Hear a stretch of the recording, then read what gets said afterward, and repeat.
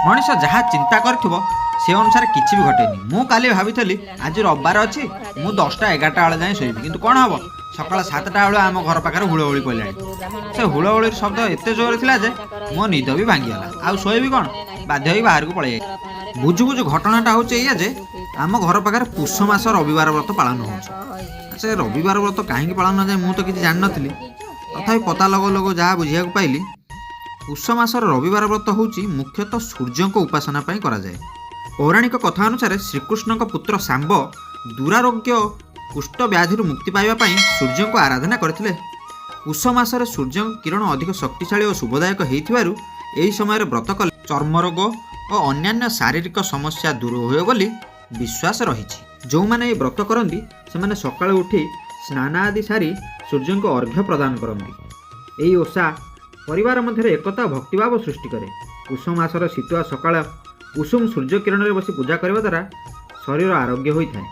पुष मासर प्रत्येक रविवार में सूर्य पुराण पाठ करने किंबा शुणा द्वारा अशेष पुण्य प्राप्ति हुए बोली लोक मध्य विश्वास रही। माँ मैंने निज संतान मानकर दीर्घायु एवं परिवार सुख शांति पाई एही व्रत पालन करती। यह अनेक अनेक स्थान में संतान रविवार व्रत कहुए। व्रताधारी माँ मैंने सकाळु सकाळु स्नान सारी सूर्य को अर्घ्य प्रदान करती एवं भोग हिसाब से मुआ पणा एवं मंडा पिठा प्रदान करता सहित सूर्य को बंदापना करते जहाँफल सूर्य देवता तांको उपर प्रसन्न होई मनोवांछित फल प्रदान करेंगे। आ मु तो पूरा बहादुरिया जो मैंने व्रत करुछन से माने कौन ए पूजा विषय जानी कि नहीं तांको सीधा जाई डायरेक्ट पचारदेली। आ मु पचारिया पर कौन सब उत्तर मिले आपण मैंने देखंतु।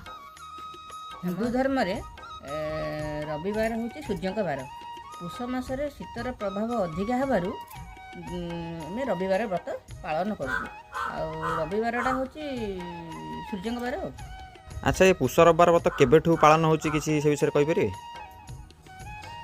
कृष्णकर पुओ को सांब तांकर जेतेबेले रोग होइतला कुष्ठ रोग से पुष मास रविवार रे तांकर कुष्ठ रोग निवारण पाइका सूर्य को पूजा करते।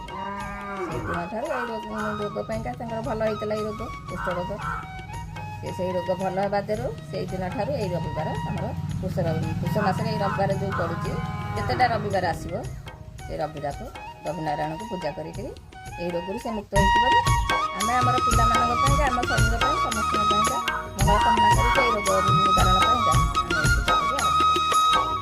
बहुत बहुत धन्यवाद।